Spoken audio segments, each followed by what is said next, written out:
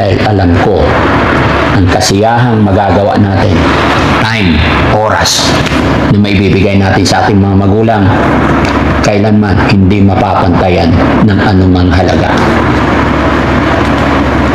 Mabuti na lang, nadatnan ko si tatay dito dahil andito lang yan sa bahay, paikot-ikot. Gusto kong iparamdam sa ating mga tatay yung halaga nila. Pagpapahalaga natin sa kanila, hindi sa mga material na bagay o hindi sa pera, kundi oras, pagmamahal. Dahil alam ko, yung mga senior, yung mga matatanda na, laging wala nang kasama na pag-iiwanan ng mga anak. Kaya sa araw na ito, mga kababayan, samahan niyo po ako. Gusto kong iparamdam kay tatay at sa mga tatay pa, para makaganti tayo sa mga kabutihan, sa mga sakripisyo nila nung tayo'y maliliit pa. Kaya sa lahat ng mga tatay na nakakanood ngayon, Happy Father's Day. Mahal na mahal ko po kayo.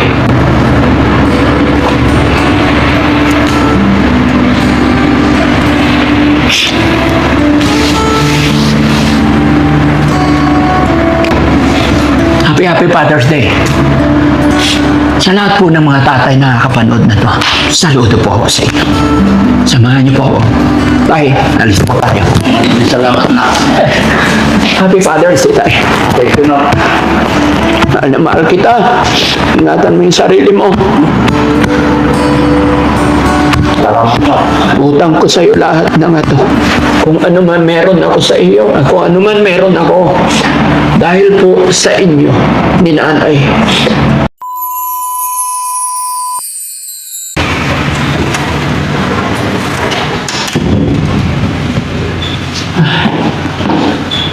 Pagod.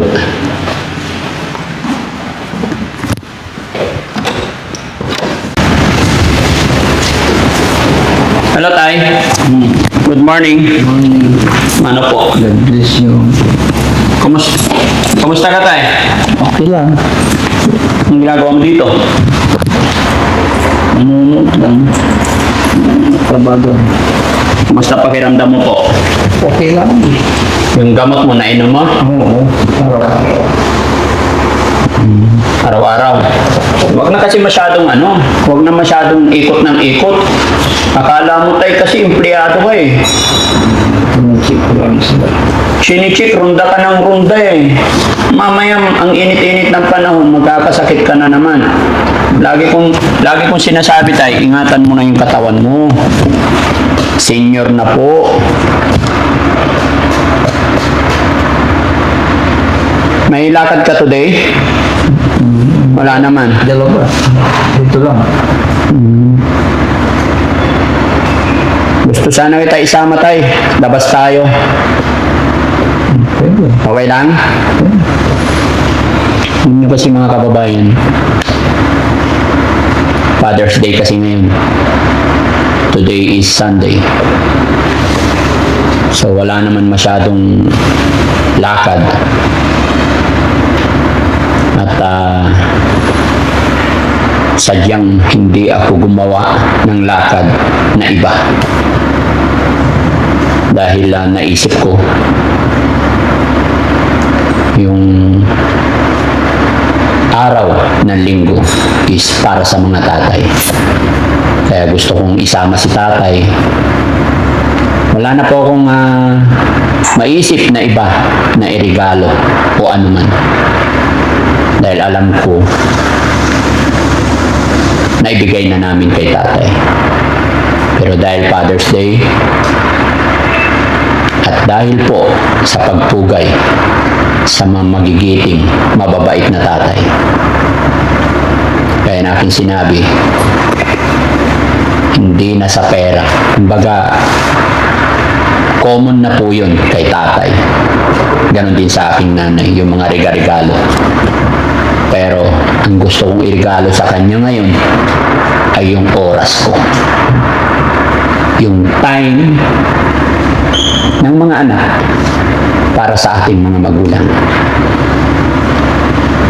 Dahil alam ko ang kasiyahang magagawa natin, time, oras, na maibibigay natin sa ating mga magulang, kailanman hindi mapapantayan ng anumang halaga. Mabuti na lang, nadatnan ko si tatay dito dahil andito lang yan sa bahay, paikot-ikot. Gusto kong iparamdam sa ating mga tatay yung halaga nila. Pagpapahalaga natin sa kanila, hindi sa mga material na bagay o hindi sa pera, kundi oras, pagmamahal. Dahil alam ko, yung mga senior, yung mga matatanda na, laging wala nang kasama na pag-iiwanan ng mga anak. Kaya sa araw na ito mga kababayan, samahan niyo po ako. Gusto kong iparamdam kay tatay at sa mga tatay pa para makaganti tayo sa mga kabutihan, sa mga sakripisyo nila nung tayo'y maliliit pa. Kaya sa lahat ng mga tatay na nakakanood ngayon, Happy Father's Day. Mahal na mahal ko po kayo.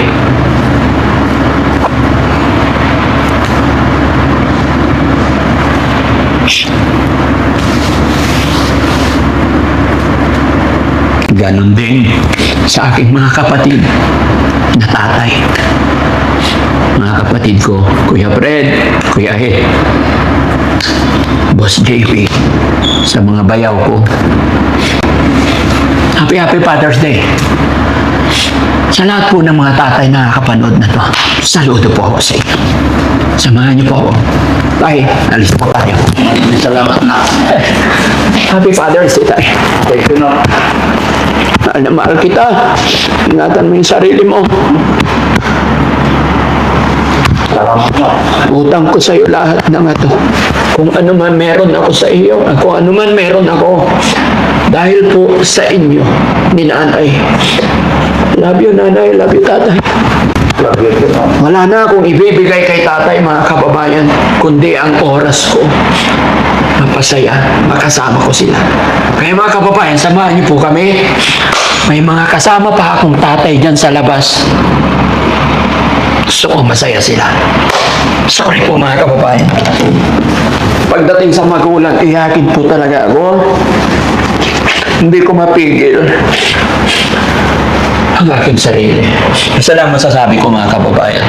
Mag-iingat po tayo lahat. Mahal na mahal ko po kayo, lahat ng tatay, lahat ng mga daddy, lahat ng papa. Saludo po ako sa inyo. Tatay. Yan.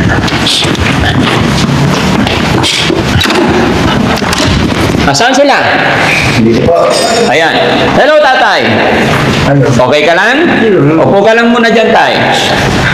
Okay. Okay. Nagkakape ka na, ha? Ha? Mayroon ng kape. Meron ng kape. Mga kababayan, mga kabarangay, si Tatay Modesto. Sa tatay ng ating beneficiary. Dahil tatay ngayon, mga tatay muna ang pag-uukulan ko ng pansin. Tatay Modesto. Next, si Tatay Kalex. Good morning, Tatay Kalex. Good morning. How are you today? Okay ka lang, Tay? Okay ka lang? Very good. Thanks to God. Kung si Tatay Kalex uugod-ugod yan doon sa gitna ng bukid, ngayon maliksi, malikot. Sa suporta nyo yan at higit sa lahat sa tulong ng ating Panginoon. Number 3, Tatay Simon, how are you today? Okay, mabuti na. Kumusta ang negosyo natin? Diretso naman na nag-aantay po eh. Very good. Kumusta si asawa nyo po? Okay, patuloy na nami-maintain niya yung gamot, maayos nakakatulong. Very good. Kumusta ang manok na pula? Medyo pahinga. Pahingaw. May balak pa talaga. Huh?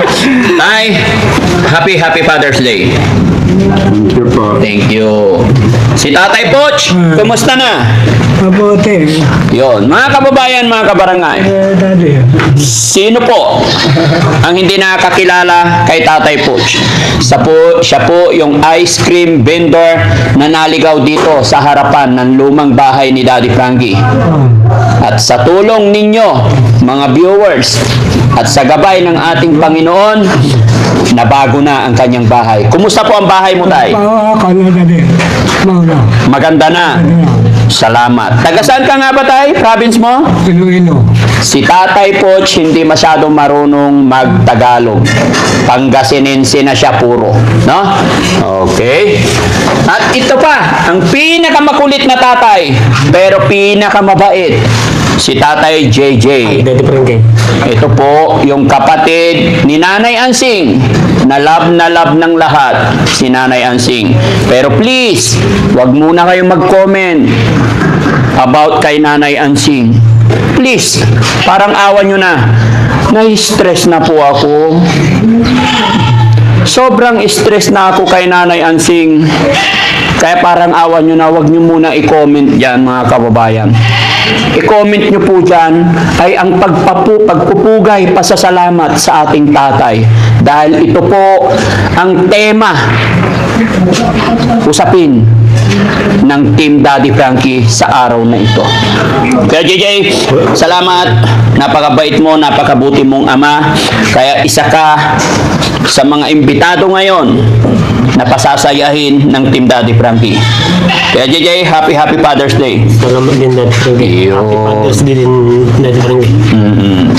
At si Tatay Rudolph. Si Tatay Rudolph, ang tatay po ni Ate Dangdang, Ate Laika.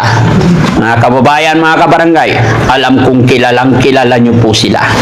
Samahan nyo po kami.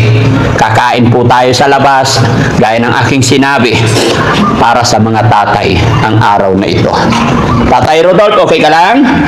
Okay lang po. Sasama ka namin tayo, pasensya ka na. No? Okay lang? Kakain tayo sa labas, magpapakasaya tayo dahil ang araw na ito, araw ng linggo, ay para sa mga mababait, masisipag, at mga sinungaling na tatay. Di ba? Bakit ko sinabing sinungaling ang mga tatay? Kahit na hindi sila okay, pagdating para sa anak nila, set aside nila yan. Kahit hindi sila okay, kahit masama ang pakiramdam nila, pag oras na ng trabaho, babangon tatayo yan, kakalimutan yung masamang nararamdaman. Ibig kong sabihin mga kababayan, hindi literal na sinungaling. Nagsisinungaling sila sa harapan ng kanilang mga anak para hindi malungkot ang kanilang pamilya. Walang oras, walang araw na hindi sila okay para sa kanilang mga anak. Kaya sa lahat ng mga tatay, mga kapanood ng bidyong ito, saludo si Daddy Frankie sa inyong lahat. At hindi lang po doon mga kababayan, sa lahat ng Team Daddy Frankie, alam ko lahat sila tatay na. May isang hindi pa tatay pero hindi pa nagpapakatatay. No? Basta lahat ng Team Daddy Frankie, saludo po ako sa inyo. Magmula sa aking mga piloto, kita ko yung sakripisyo nila mga kababayan. Sa misyon namin, andyan yung pagod, puyat, pero patuloy pa rin silang nagdadrive, iniingatan ang kanilang mga pasahero. Kaya kay Kuya Jesse, Kuya Rizky, salamat po. Isa po kayong mabubuting tatay. Ganon din sa ating mga cameraman, sa ating mga editor, lahat po. So, ibig sabihin, kasama rin sila mga kababayan, mga kabarangay. Nag-iiyakan yung mga tatay natin sa likod, pati yung mga nanonood, alam ko natatouch kayo. Kaya mga anak, isa lang po ang mensahe ni Daddy Frankie, huwag natin sayangin ang panahon. Habang nandyan ang ating mga magulang, bigyan natin sila ng oras, pagpapahalaga. Dahil lagi niyong tatandaan, wala tayo dito sa mundong ibabaw kung wala sila. At kung anuman ang narating natin, kung anuman meron tayo ngayon, isa sila sa dahilan. Kaya marapat lamang bigyan natin sila ng panahon. Hindi pera, hindi kung anumang material na bagay. Oras, pagmamahal, sapat na sa ating mga tatay. Kaya, mga kababayan, wala nang iyakan, diretso tayo sa video. Guys, i-assist sila, sasakay tayo, kakain tayo. Samahan nyo kami, mga kababayan. Let's go! Sige, sakay po! Daddy Frankie, nandyan sa'yo. Ang tunay na kaibigan, tulong sa iyo. Daddy Frankie, hanggang sumalit.